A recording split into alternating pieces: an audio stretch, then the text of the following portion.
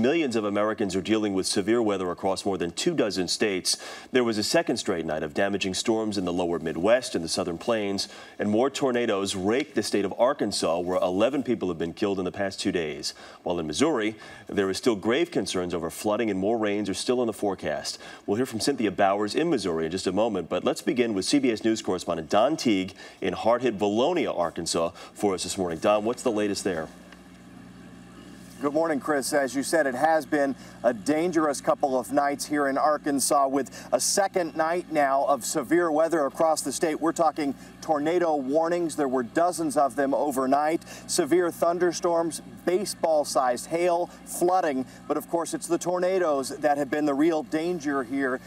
This tornado is the one that came through Vilonia on Monday night. It destroyed at least 60 homes, damaged 150 or more others, just created a huge mess.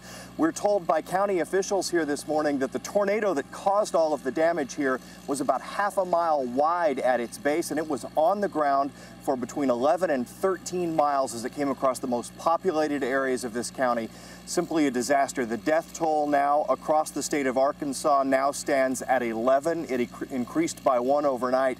4 that were tornado victims, including 2 on this very hilltop where I'm standing. 7 other storm-related deaths, Chris. Just a terrible 48 hours or so here in Arkansas. And Don, we see the devastation there and the death toll already higher than what anyone would ever want. But how is it that so many other lives were spared here?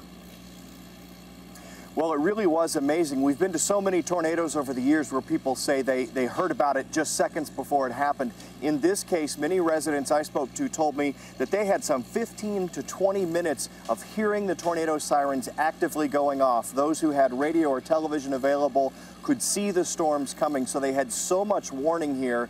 Even with all of that warning, though, officials tell me it was a real miracle in their eyes that there weren't more deaths here in this area. All right, CBS's Don Teague in Vilonia, Arkansas for us this morning. Don, thank you. Flooding concerns rising again in southern Missouri, where this morning waterlogged levees are under great pressure around the hard-hit town of Poplar Bluff. And CBS News correspondent Cynthia Bowers is there with the very latest on that situation for us. Good morning, Cynthia.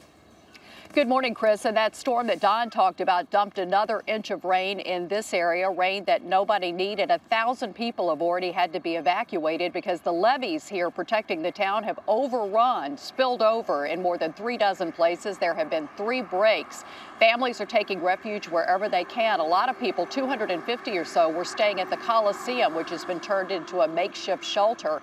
Other families can't get to their homes because the roads are underwater, so they don't know what the condition of their homes are.